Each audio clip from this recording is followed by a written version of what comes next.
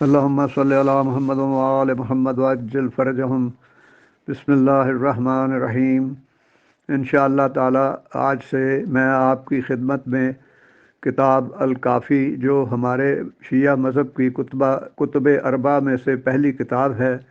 اور جو تصنیف شدہ ہے محمد بن یعقوب کلینی صاحب کی، اس کے مقدمے کا ترجمہ قسط وار پیش کروں گا، اور آج یہ پہلی قسط ہے اور انشاءاللہ یہ ترجمہ 4 یا 5 اقساط میں مکمل ہو جائے گا۔ اور یہ ترجمہ میں پیش کر رہا ہوں سید برکت حسین رضوی صاحب کی کتاب خطوط البلاغ سے، جن کا دعویٰ ہے کہ الکافی کے جتنے بھی تراجم ہوئے ہیں کسی مترجم نے اس مقدمے کا ترجمہ نہیں کیا، شاید جان بوجھ کر۔ سب سے پہلے صاحب کتاب نے معصومین علیہم السلام کے تعلیم کردہ ذات الہی کی تعریف بیان کی، جو یوں ہے: تمام تعریفیں اس خدا کے لیے سزاوار ہیں جس کی لامحدود نعمات کے لیے تمام خلائق میں حمد کی جاتی ہے، جس کی قدرت کاملہ کا اعتراف کر کے عبادت کی جاتی ہے، جس کی تمام کائنات اطاعت کرتی ہے، جس کے جلال کا خوف ہر سو طاری ہے، وہ ہر شے کا ایسا ملجا و ماوا ہے جس کا تمام مخلوق میں امر جاری و ساری ہے، جس کی بلندی تک کسی کی رسائی نہیں ہے، وہ ہر شے سے انتہائی قریب ہے مگر اس قدر بلند بھی کہ اسے کوئی آنکھ دیکھ نہیں سکتی، جس کی ابتدا کی کسی کو خبر ہے نہ ازلیت سے کوئی واقف ہے، جو ہر شے کے وجود میں آنے سے قبل موجود ہے اور جو تمام مخلوق کو لباس وجود عطا کرتا ہے۔ اس کی قوت قاہرہ سے اسے اپنی خلقت کی حفاظت سے نہیں تھکاتی، جو قادر مطلق اپنی قوت لافانی کے ساتھ تا ابد منفرد ہے، جو اپنی قدرت و طاقت میں یکتا ہے، جس کی حکمت اس کی انواع مخلوق سے عیاں ہے، جس نے اپنی مرضی سے جیسی چاہا مخلوق کو پیدا کیا، اور جس کی ہر نئی خلقت اس کی قدرت و حکمت کی مظہر ہے۔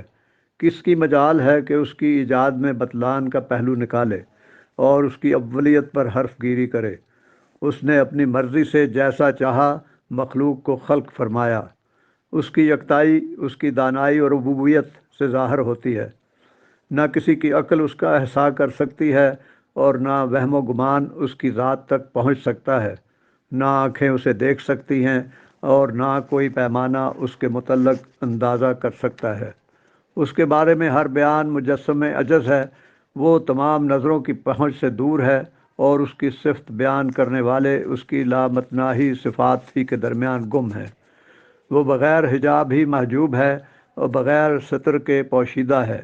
وہ بغیر رویت ہی پہچانا جاتا ہے، اس کا بغیر شکل و صورت ہونا ہی وصف ہے۔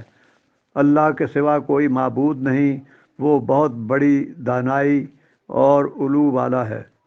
اس کی حقیقت تک پہنچنے کی کوشش کرنے والے کو سوائے گمراہی اور گمان کے کچھ میسر نہیں آتا۔ عقلیں اس کی انتہا تک پہنچنے سے عاجز ہیں، نہ اسے آنکھ دیکھ سکتی ہے اور نہ تخیل اسے پا سکتا ہے۔ وہ سنتا بھی ہے اور علم بھی رکھتا ہے۔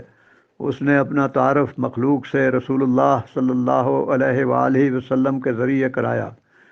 اس کے تمام امور دلائل و براہین کے ساتھ واضح ہیں۔ اس نے رسولوں کو مبعوث فرمایا جو لوگوں کو خوشخبری بھی دیتے تھے اور عذاب آخرت سے ڈراتے بھی تھے،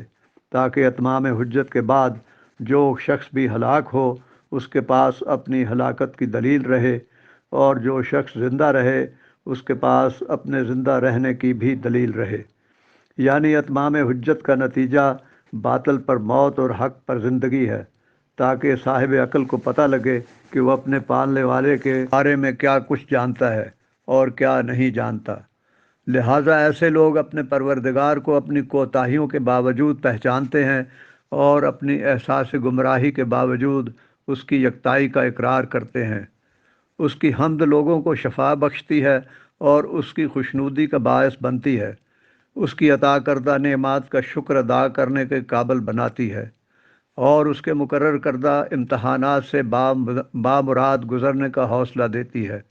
میں گواہی دیتا ہوں کہ اللہ کے سوا کوئی معبود نہیں، وہ تنہا ہے اور اس کا کوئی شریک نہیں، وہ معبود اکیلا اور یکتا ہے، وہ بے نیاز ہے، نہ اس کی کوئی بیوی ہے اور نہ اولاد، اور میں گواہی دیتا ہوں کہ محمد مصطفیٰ صلی اللہ علیہ وآلہ وسلم اس کے منتخب بندے اور زمانہ فطرت میں مبعوث کیے گئے رسول ہیں۔ یعنی عیسیٰ علیہ السلام کی رفت کے 570 سال بعد جس عرصے میں کوئی نبی مبعوث نہیں ہوا، جس کے زمانے میں امتیں نیند اور جہالت میں غلطاں تھیں، ظلم و جور وعدہ شکنی کا دورہ تھا، اور سچائی، ایمانداری اور دینی ذمہ داری کے خلاف لوگ اندھے ہو کر یکجا ہو گئے تھے اور گناہ آلود زندگی گزار رہے تھے اور اسی میں مگن تھے۔ پس اللہ تعالیٰ نے اپنے رسول پر الکتاب نازل فرمائی، جس میں تمام انسانی ضروریات کا بیان روشن طریقے پر موجود ہے، جو عربی زبان میں ایسا قرآن مجید ہے جس میں کسی قسم کی کوئی گنجلک نہیں، تاکہ لوگ اس پر عمل کر کے متقی بنیں۔ قرآن مجید لوگوں کو سچائی کا واضح راستہ دکھاتا ہے، جس میں وضاحت و تفصیل کے ساتھ دین کا تمام علم بھی موجود ہے، اور وہ تمام واجبات بھی جو اللہ نے اپنے بندوں پر فرض کیے ہیں، جس میں قدرت کے سربستہ راز کھول دیے گئے ہیں، اور ہدایت و نجات کی راہیں دلائل و ثبوت کے ساتھ بیان کر دی گئی ہیں۔ اللہم صلی علی محمد و آل محمد وعجل فرجہم۔ احتجاج تبرسی میں امام محمد باقر علیہ السلام سے ایک حدیث بیان کی گئی ہے۔ لوگوں کو حکم دیا گیا تھا کہ وہ ہماری معرفت حاصل کریں اور ہمیں اپنا آقا تسلیم کریں اور تمام امور میں ہماری ہی طرف رجوع کریں۔